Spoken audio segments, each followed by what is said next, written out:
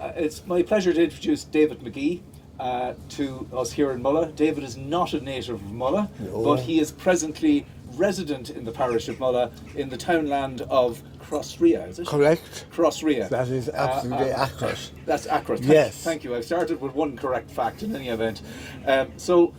David, you were originally born in Dunboyne. In Dunboyne, County in Meath. The county of Meath. In the yes. county of Meath. Yes. And I think from an early age you had an interest in, and I think you termed it during our earlier chat as saving the world yes. to a degree. But you had an interest in that sort of thing. From what sort of age were you first introduced to that? And maybe you could expand on what that was. But just before we get into that, yes. Can I respond? It's not, you have to It is. We just need to keep it close. Yes. Is that better? Yes. Can you? Will I keep it up like that? Yes. Yeah. All right. Just before I get in, if I could quickly respond actually to Daphne's very good question about diaries, and you intimated, Daphne, that there was some question that people who wrote diaries were unhappy people or disappointed. But one thing I can say about diaries, people who would take up diaries, is allowed a whole process of reflection,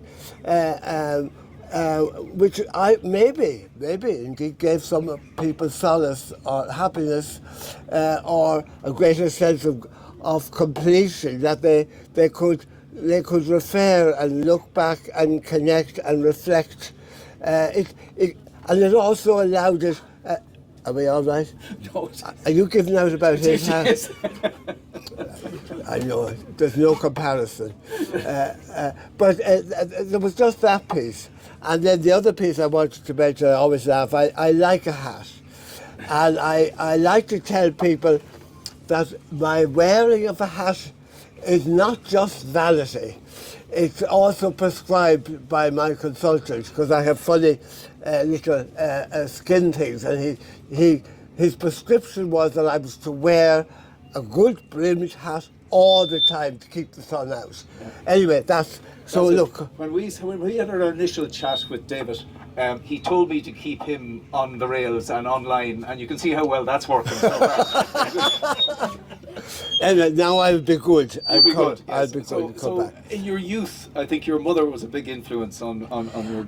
She was, yes, and we were a funny family, a lovely family. Lived on the outskirts of Kildare, and my father worked in the National Stud, so we were right on the edge of Kildare, in the countryside, on the edge of the countryside.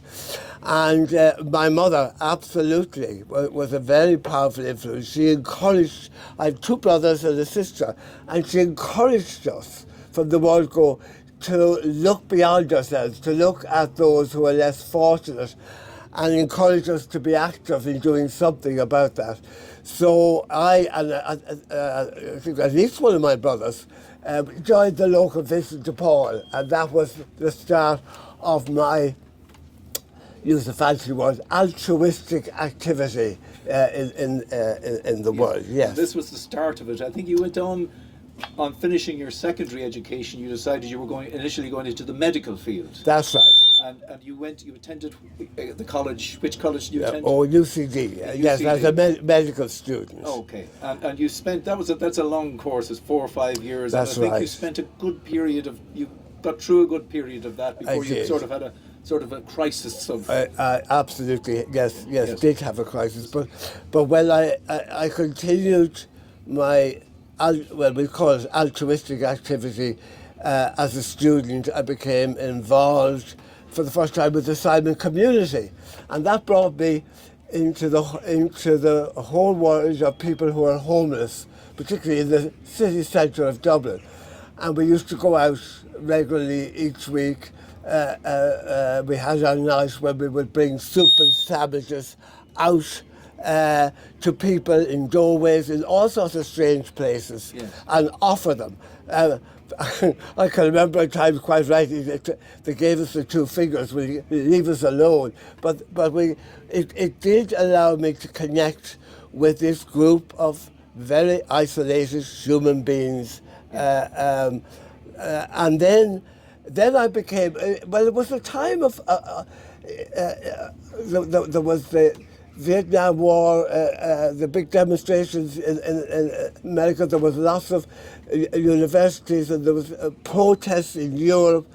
And when I was a clinical student in the Mater Hospital, that's really is a description of a cheap service for the hospital. We used to, as students, do all the bloods, etc., etc. Anyway, a group of us were very unhappy with the way medicine was going, and we went on strike, much to the annoyance, of course, of the seniors. And then, anyway, it fueled my unease, and then I decided to take time off from my studies. And I said to you, I think during our initial chat, your mother must have been desperately pleased at a time when you had 4 years of your college course I was done. near the end. They were amazing. I thought they would blow, not at all. They were very sympathetic. The person who blew utterly was the dean of the medical school. He was furious and threatened me with all sorts and never to get back. Anyway, I went. Well, this changed your life, I think. That step changes the way the path of your life. It did. It did. That was the way I was going. But I did come back, and I did finish. You did finish, but in the meantime, you met with Alice Leahy. Is that right? During that period? I met Alice Leahy when I went back and finished my, and then did what they call as a young doctor an internship. You have to do that to get to be stamped. Yes. And then I met Alice then.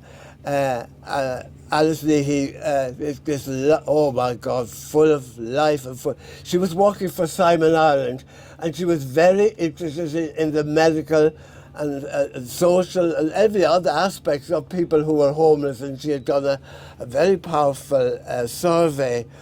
And we met up, and it's funny, we just clicked. We're like two peas in a pod. We were off. Yes.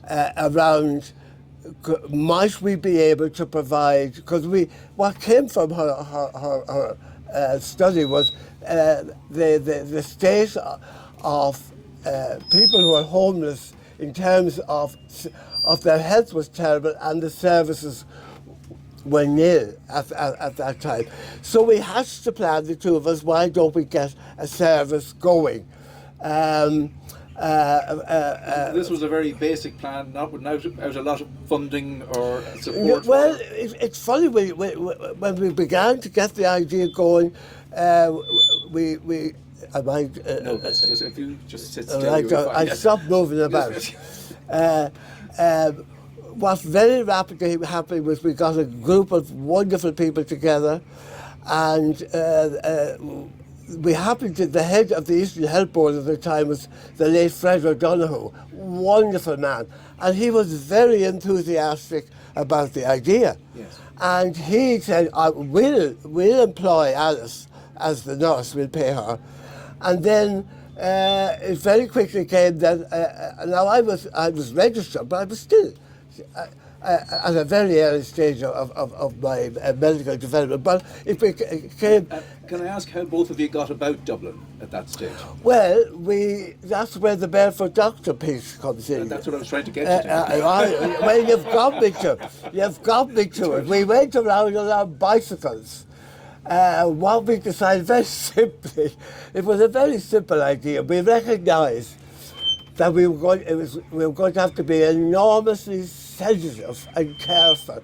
These are human beings who had suffered and were very isolated, and we didn't know what the hell are they going to make of the two of us arriving, offering medical social services. So we went around on our bicycles. We had our little packs.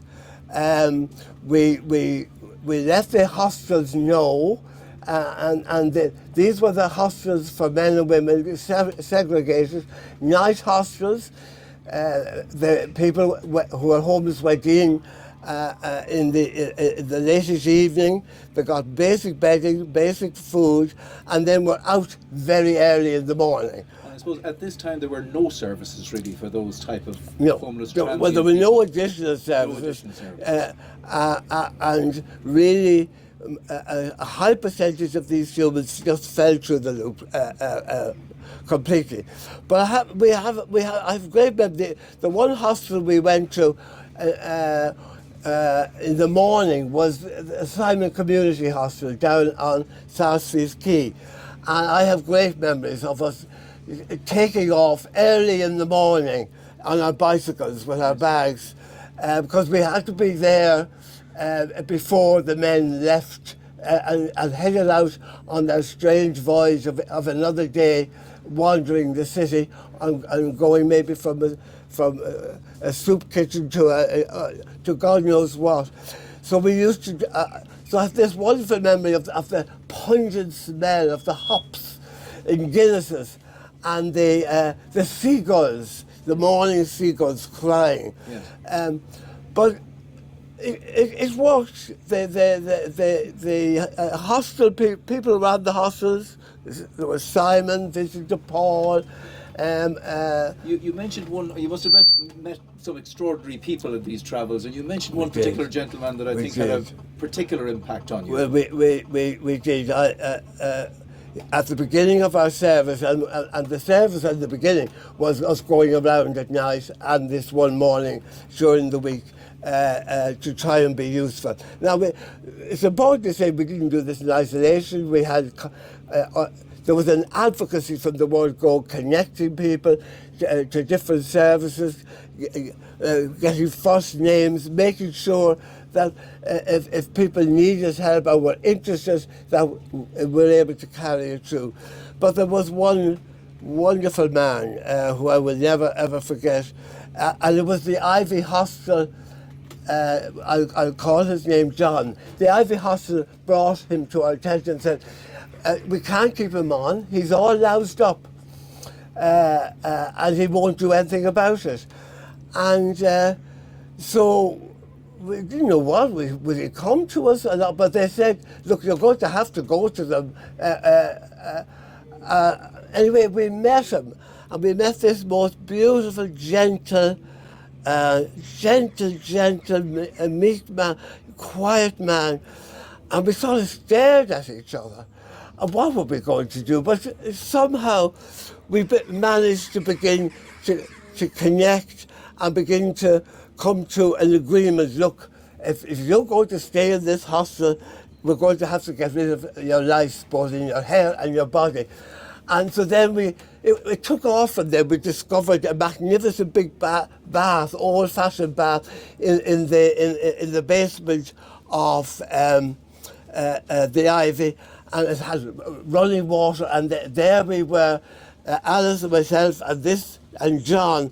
Splashing about, doing a delousing job on the man. But it was a powerful experience, and it forged, of course, a relationship. We had wondered, though, with this bring about a catastrophic change in his life, because suddenly this explosion and this vulnerability. Anyway, he became ill very rapidly, but we were ready, and into Mercer's, and they wonderfully looked after him. And there's a lovely end to this developing this story. And we got to know him and be friends, and we talked about his future accommodation, and then we got Alice knew somebody in the Dublin's Men's Mission in the centre of Dublin, and it led from one thing to another, and the next thing, yes, he was offered a room. Yes. And so he took it, and he lived in this lovely, it was a modern place for years. And am I going on? Not at all. I think you had a lifelong relationship with him. Well, we had. Particularly around Christmas, I think for him, it was a big invitation he gave you. We had this, because we meet every now and then, and at that stage we also had a permanent place we had a permanent place in Dublin where one day a week people could come to us, and we'd meet every now and then. But he became, just getting a dry mouth, one sec. Pause. I'm talking profusely. Why He's not? a really difficult interviewee. I know, you have to work hard. But there is a lovely and very poignant piece. And we knew nothing about it, and we didn't dare ask, and he didn't volunteer anything about it. He was a man who was clearly very well educated. He had quite a grand accent.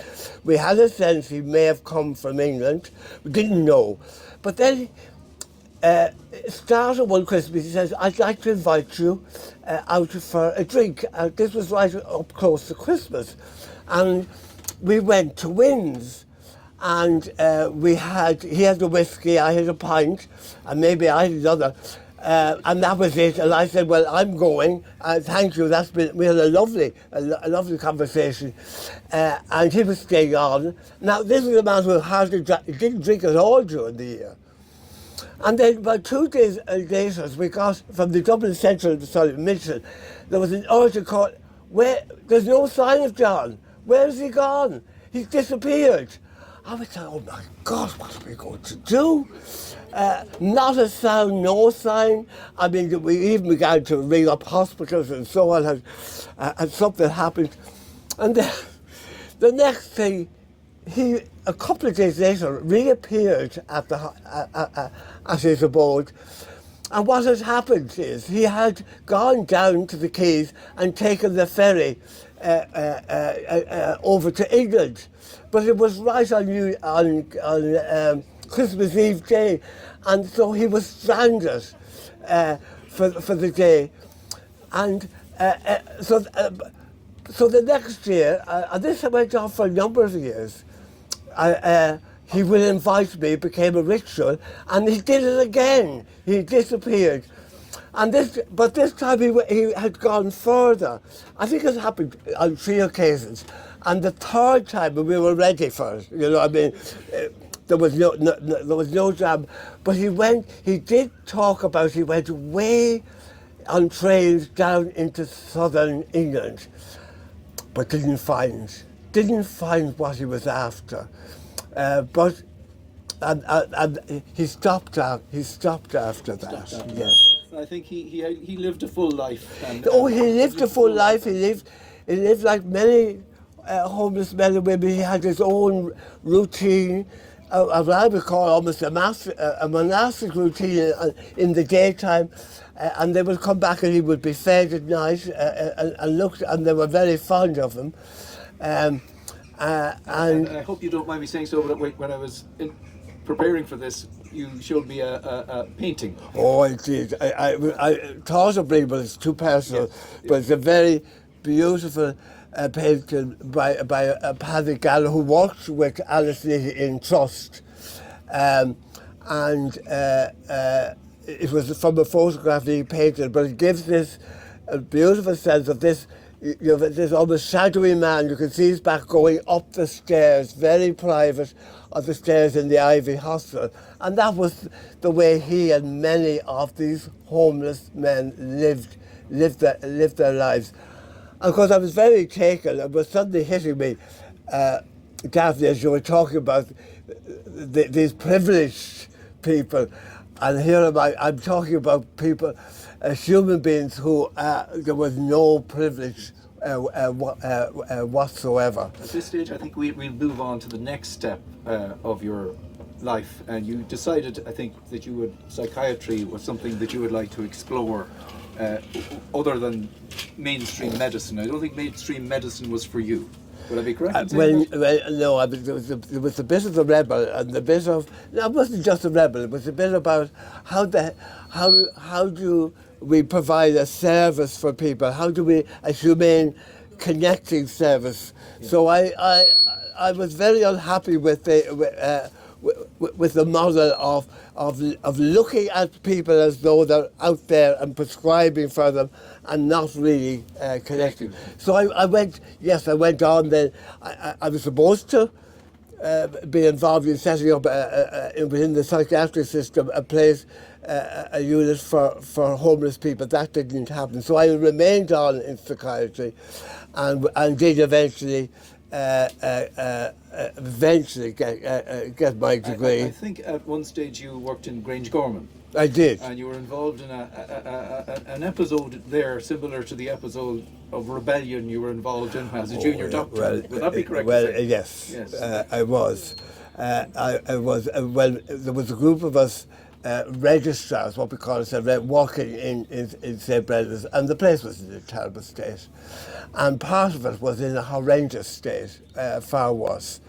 And the awful, sad institutionalising of human beings and the staff. It was not a happy place. But there was a group of us got very unhappy about it and we weren't getting anywhere. So we decided, a group of us doctors said, that's it. We're going to get on to the Sunday papers, invite them all in with our cameras.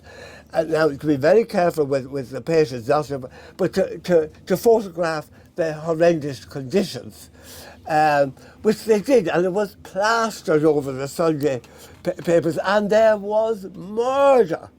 Oh, they threatened with, that's it, we're out, we're going to be sacked, we're going to be this. But I think there's a good, this is a piece with a lot of humour. You were called in. We were called in like a principal calling in his pupils. Oh, we were. Well, of course, the Minister for Health at the time was no other than Charles J. Hoy. And so Charles J. He arrived. He has to do PR, a formal visit, because of course it went to the door and all sorts of. There was murder, and so he was having to see all the different pieces. It was just doing a PR job, and then a colleague of mine and myself were the delegation, the doctor delegation, who were called in to see him, and we'll never forget him. God bless. He sat there growling at us, and you could see he just didn't want to see it. And he says, "I have to go to this," and I remember saying. He said, in future, could you go to the proper channels? And he says, I have to see you. And that's it, goodbye. And so you were sent out with a flea in your ear. Well, I don't know, we had a smile on our face. I know, we irritated the man. You irritated the man. Which was great. Worth its weight. Oh, absolutely. I remember we went out the door, Tom and myself looked at each other with a big smile. Yeah, we got under his skin. But your career from there, you stayed in psychiatry. I did. Yes. And then went on. Well, the natural progression, if I was so disheartened with the way how we relate with patients, was going to become a psychotherapist. And in fact, I met Ivor Brown. I went to talk to him, and it was lovely. He gave me a lovely job as his university tutor in Garden Hill, and so my apprenticeship in becoming a psychotherapist began. And it was a powerful time.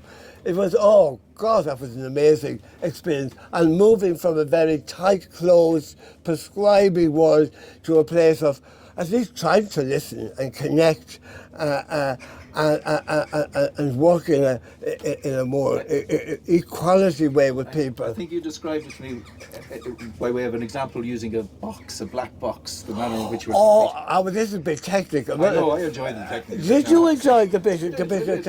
No, there was there's this concept of around how we communicate with people. And it's called cybernetics, which is a very big word. But there was first order. I remember when I saw this for the first time, I said, God, this is it. This describes.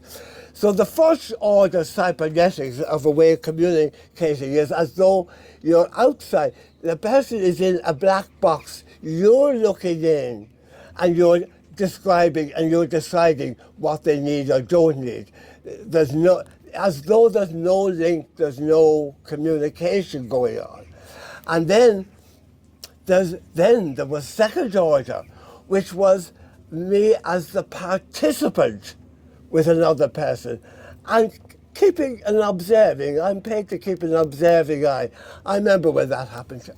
I mean, that, in fact, that's been the way I have walked all along. But that gave a bit of a language to it. Yes. So yes, that is so true. you were almost in the box rather than I looking was down in there. inside the box. But of course, it's a vulnerable place. But then there's a whole question of me being able to deal. I have to deal with that vulnerability, be prepared to be vulnerable and not know.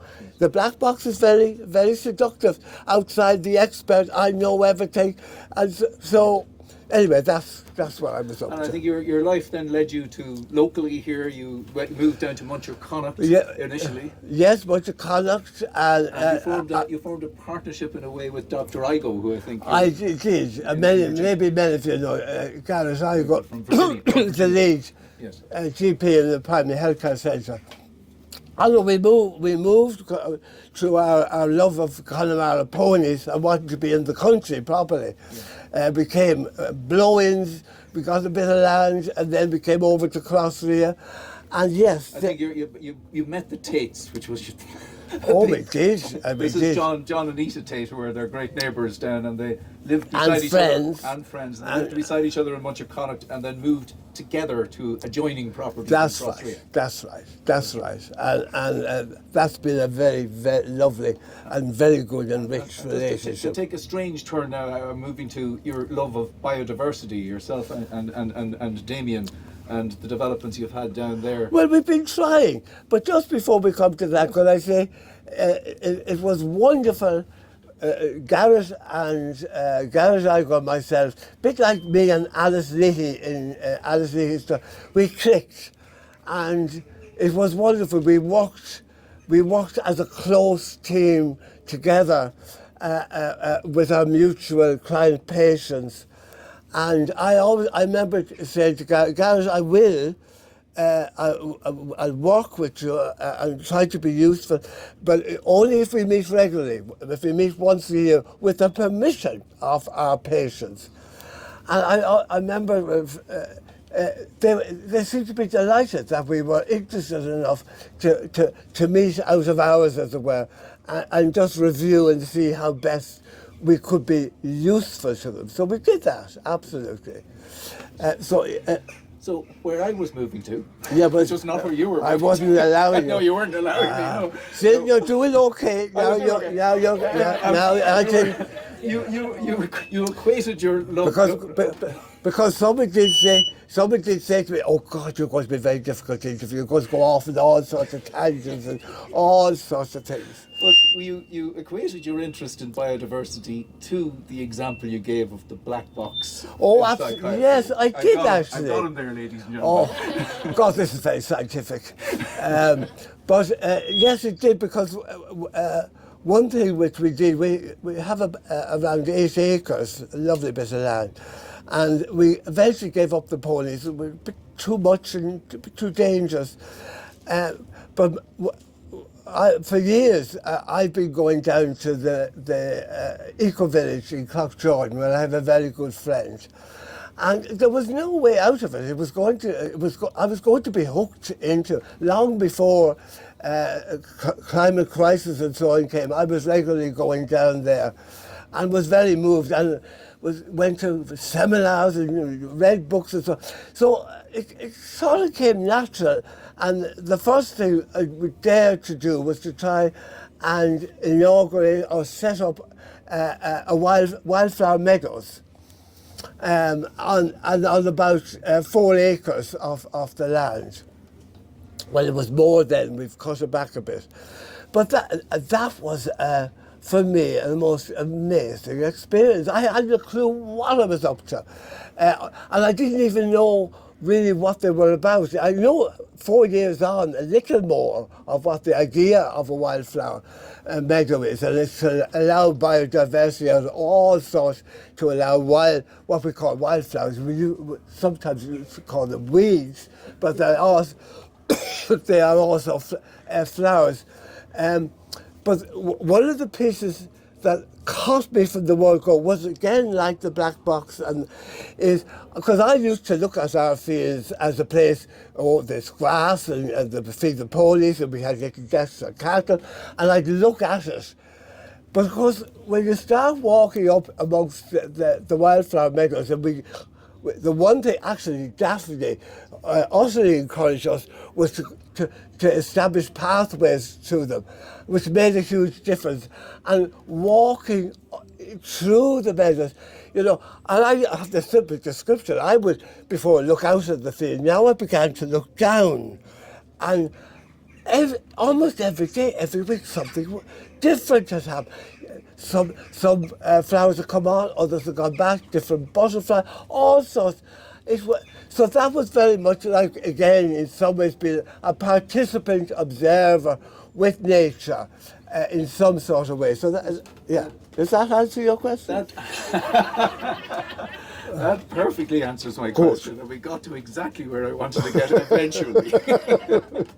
But David, thank you very much for attending. It's a pleasure. And I suppose the last thing I'm going to do here is, I know yourself and your partner Damien have indicated that you'd love to have or you thought about having some sort of an open day on your farm, and I'm here to give a hostage to fortune by saying we'd all love to come there. I think every one of us that have attended here. Next June. Next June. So there, put that date in your diary. And there was one thing, of course, in doing my little bit of research for all of this, I said, did he really meet Charlie Haughey? You know, did he? This really happened? Yeah. And I went looking for the papers. I did, and I thought, if I'm not going to send this squeaking, I'm going to bring something out here. This here is I have a lady that works in my office, and she's she's not. She's a really good sister, but she's a really good researcher as well. And I gave her this story, and I'd say within half an hour I had this on my desk. And it's from the Irish Press on the 11th of November 1978. And the headline on it, which I think says it all, Haughey agrees that hospital may be as bad as doctors say. That's wonderful. Thank you. That's beautiful. Well done. David, thank you very much. It's been terrific entertainment. You're not exactly a difficult interviewee. I know, thank you. You're a lovely audience. Thank you for listening to the audience as well. Thank you very much.